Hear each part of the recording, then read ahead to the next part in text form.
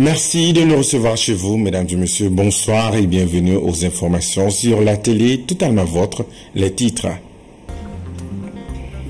Le commissariat à la sécurité alimentaire a lancé ce lundi 24 mars 2025 une opération spéciale de vente des denrées de première nécessité à moitié prix. Cette vente spéciale se déroulera à Bamako et un peu partout sur le territoire national. Elle durera 3 mois. Alors que la situation sécuritaire devient de plus en plus complexe sur le terrain, des villages de 7 cercles font allégeance au mouvement d'autodéfense d'Anna Amassagu pour assurer leur sécurité. La cérémonie d'adhésion a eu lieu hier dimanche à Bamako. Malgré son jugement et son acquittement, Mohamed Youssouf Bachli, dit Rasbach, va rester en détention. C'est ce qu'a décidé le pôle anti-cybercriminalité de Bamako. Face à cette situation qu'il qualifie d'injustice, les leaders du collectif pour la défense de la République sortent de leur silence pour dénoncer la politisation de l'affaire. Voilà pour le sommaire.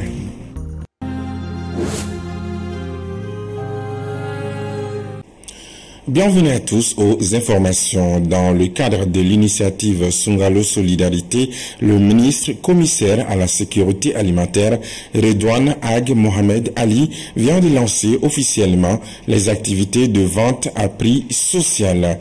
Il s'agit, à travers cette initiative, de faciliter un accès alimentaire et nutritionnel aux populations maliennes les plus démunies. Le compte-rendu est signé Keita Gabriel. En vue de faciliter l'accès alimentaire et nutritionnel à l'ensemble de la population malienne, le ministre commissaire Redouane Ag Mohamed Ali a procédé au lancement des opérations de vente à prix social. En effet, ce nouvel instrument garantit un égal accès alimentaire et nutritionnel à la population malienne démunie, tout en mobilisant des ressources à travers des mécanismes additionnels et endogènes basé sur les principes de solidarité et de responsabilité de chacun. Une des modalités de réponse de ces mécanismes est la vente à prix social des denrées alimentaires de première nécessité aux populations urbaines non éligibles aux distributions alimentaires gratuites, mais dont les revenus ne sont pas suffisants pour couvrir décemment et dans la dignité leurs besoins alimentaires. Tout en rappelant l'importance de cette initiative gouvernementale, les autorités ont rassuré de tout mettre en place pour le bon déroulement de ces opérations. Le CSA prévoit de soutenir 1000 ménages par les ventes à prix social à 50% pour un sac de riz pour chaque ménage, cédé à 13 000 francs CFA. Tout au long du reste de l'année, chaque ménage identifié pourra bénéficier des ventes de 50 kg de riz ou 50 kg de mil sur une période de 3 mois de son choix. L'objectif est de couvrir 30 000 ménages sur une période allant du mois d'avril au mois de décembre 2025. Les bénéficiaires, pour leur part, ont exprimé leur satisfaction et leur gratitude envers le gouvernement pour cette initiative qui arrive à un moment crucial, leur permettant ainsi de répondre à leurs besoins alimentaires essentiels. Aujourd'hui, nous sommes très émus et très contents, effectivement, par rapport à ce que le gouvernement et avec l'accompagnement de la sécurité alimentaire, ce que la population voulait, surtout en ce mois de carême. Maintenant, le prix que vous venez de dire aussi, nous sommes vraiment très réjouis. À 13 000 francs le sac, vraiment, nous sommes très réjouis, nous sommes très contents. Et nous voulons que ça continue. Pour cette année, l'opération de vente à prix social débute par Bamako avant de s'étendre progressivement à d'autres régions du pays afin de toucher le plus grand nombre de personnes et répondre ainsi aux besoins de l'ensemble de la population défavorisée. Toujours dans le cadre de Sungalo Solidarité, la République populaire de Chine, à travers son ambassade au Mali, a procédé ce lundi à une remise de vivres au gouvernement du Mali. Ce geste vise à soutenir les initiatives d'aide aux populations vulnérables et aux déplacés internes des autorités maliennes. La cérémonie de remise a enregistré la présence du ministre commissaire à la sécurité alimentaire Redouane Ag Mohamed Ali et Shen Zihong, ambassadeur de la République populaire de Chine au Mali. Gabriel Keita nous revient. Conscient des défis auxquels le Mali est confronté en matière de sécurité alimentaire, la République populaire de Chine a procédé aujourd'hui à la remise d'une quantité importante de vivres aux populations vulnérables. Selon l'ambassadeur de la Chine au Mali, la sécurité alimentaire constitue non seulement la base pour la paix et le développement, mais aussi un des piliers importants de la coopération sino-malienne. Pour aider nos amis maliens à surmonter les difficultés alimentaires, la Chine offre des aides alimentaires de plusieurs milliers de tonnes ces dernières années. Comme un des acquis du sommet 2024 du Forum sur la coopération entre la Chine et l'Afrique et de la rencontre de nos deux chefs d'État, le gouvernement chinois a décidé de fournir au Mali une nouvelle aide alimentaire d'urgence d'une valeur d'environ 1,724 milliard de francs CFA afin de démontrer la solidarité du peuple chinois et de soulager la souffrance de la population malienne. Le ministre commissaire à la sécurité alimentaire a remercié l'ambassade de Chine pour ce don, affirmant qu'il arrive à un moment opportun pour répondre aux défis pesants auxquels le pays fait face en matière de sécurité alimentaire. Il est important de souligner ici que ce don composé de 500 kits, comprenant chacun 50 kg de riz et 5 litres d'huile, constitue un appui significatif aux efforts sans cesse déployés par les plus hautes autorités de notre pays pour atténuer les difficultés alimentaires de certains de nos compatriotes vulnérables et ou déplacés internes du fait de l'insécurité. Excellence, Monsieur l'ambassadeur, ces gestes de générosité vous ennoblit personnellement car ils dénotent de votre sens de partage et de votre volonté d'être au plus près des vulnérables qui ont besoin de réconfort, surtout durant cette période d'abstinence du mois de Ramadan, où doivent prévaloir les qualités humaines de compassion, de générosité et de solidarité. Ces gestes s'inscrivent dans le cadre d'une volonté mutuelle de combattre l'insécurité alimentaire en renforçant le lien de coopération et d'assistance entre la République populaire de Chine et le Mali.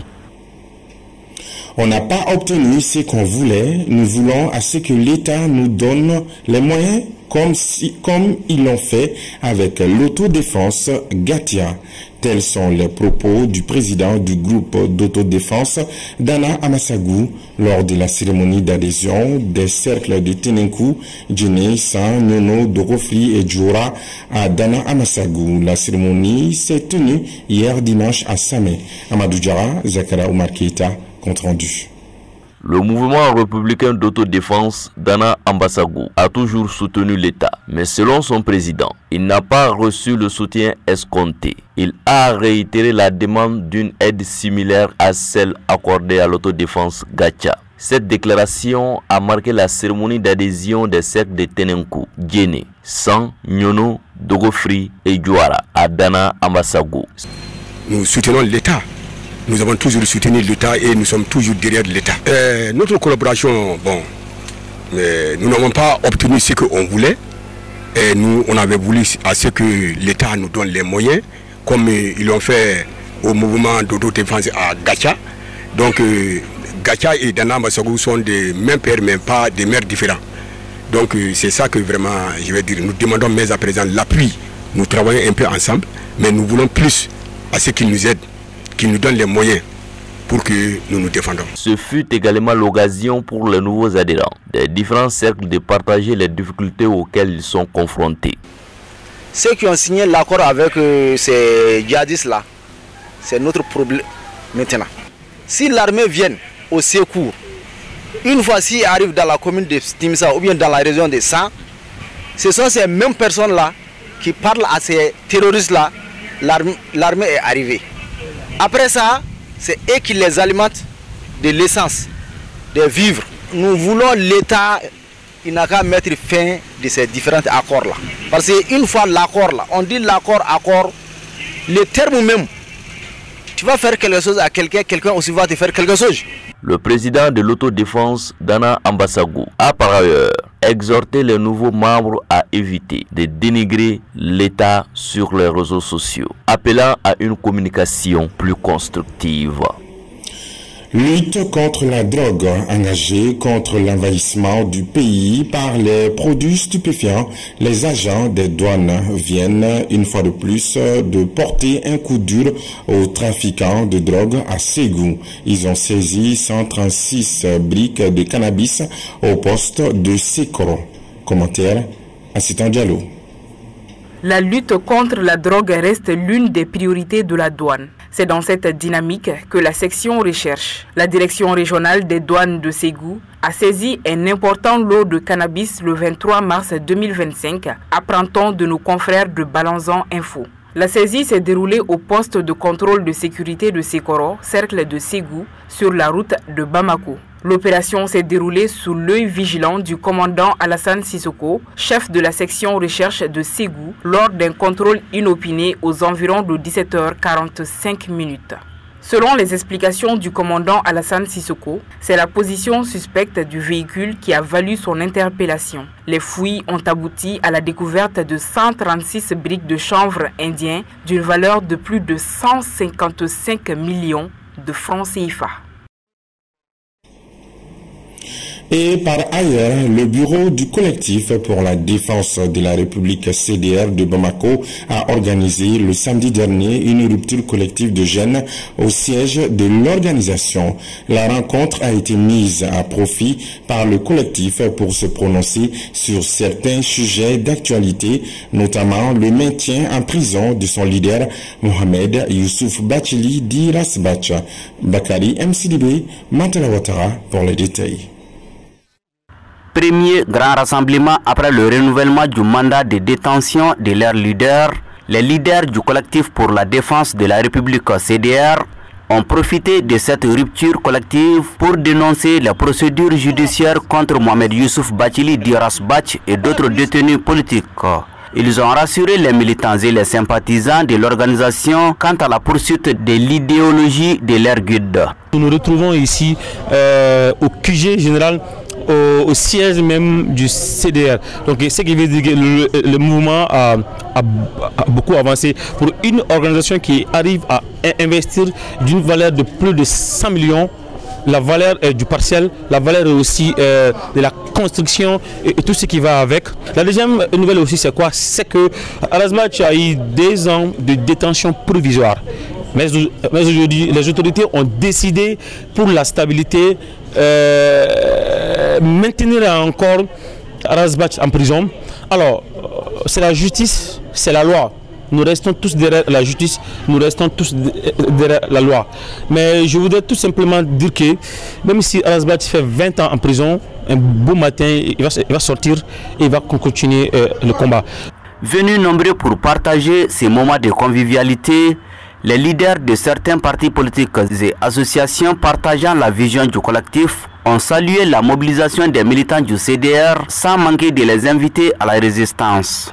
Aujourd'hui, le collectif pour la défense de la République montre quand même qu'elle est pour la République et qu'elle est une structure qui fonctionne très bien et qui, pour moi, aujourd'hui, fait partie des meilleures organisations du pays, parce qu'une organisation, c'est surtout autour des idées.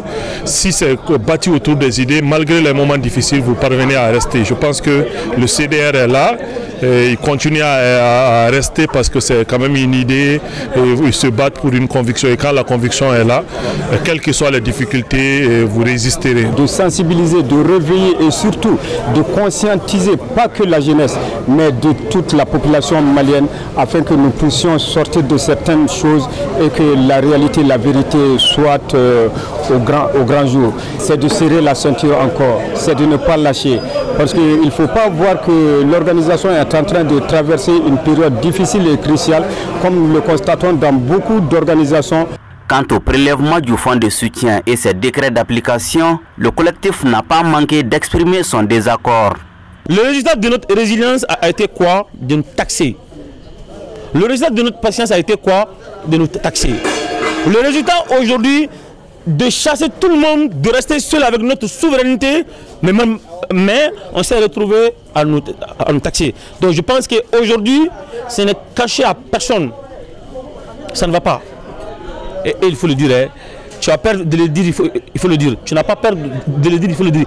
Un hommage appuyé à Rasbach. Des prières et des bénédictions pour le collectif et le pays ont été d'autres temps forts de cette deuxième édition de la rupture collective du collectif pour la défense de la République. Comment aller à l'application de la loi réprimant le viol en vue de réduire le poids des pesanteurs socio-culturelles? La question était au centre d'une action de plaidoyer à Mopti le samedi 22 mars 2025. Une initiative de l'association des juristes maliennes en collaboration avec Trigeux du Mali et Avocats sans frontières Canada sur le financement des affaires mondiales Canada. Moussa Traoré. À Mopti, en dépit des résultats dans la lutte contre les violences basées sur le genre jugé satisfaisant, les pratiques sociales, le comportement et les mentalités restent très fortement marquées par certaines valeurs coutumières pénalisant pour les femmes. Parmi ces pratiques, le viol, un acte par lequel une personne enforce une autre à avoir des relations sexuelles avec elle par violence sans consentement explicite. Tel que défini, le concept est considéré comme un crime selon les spécialistes de la justice. Voilà pourquoi la question était au centre d'une action de plaidoyer à l'initiative du projet d'appui à la justice et à la paix au Mali, JUPAX. Dans la région de Mopti, selon les constats, les jeunes filles victimes de viols n'ont pas la possibilité légale d'engager des poursuites juridiques contre les auteurs de viols.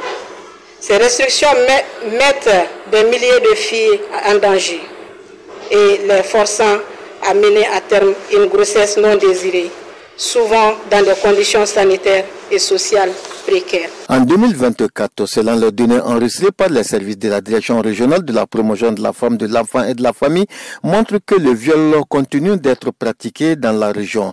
Ainsi, à travers cette activité, les autorités régionales restent convaincues de la nécessité d'intensifier les interventions et d'appliquer la loi réprimant le viol. En 2024, le service local de la promotion de la femme, de l'enfant et de la famille de Mopti, à elle seule le service, son chef de service est là. Elle seule, elle a géré 38 cas de viol sur 95 cas pour la région de Mopti, pour l'ensemble des services locaux de la région. Et pour dire que sur ces 95 cas aussi, ce n'est que 42 cas qui ont été pris en charge sur le plan juridique judiciaire. Le cadre légal malien, notamment le code pénal, a fait des progrès significatif dans la répression des violences sexuelles. Cependant, la mise en œuvre de ces lois souffre de nombreuses lacunes. Au cours de cette activité de plaidoyer, une lecture de la pétition signée a été faite par la représentante des acteurs pour le changement. À travers le président du tribunal de grande instance de Mopti et le procureur de la République près du tribunal de grande instance de Mopti. 2.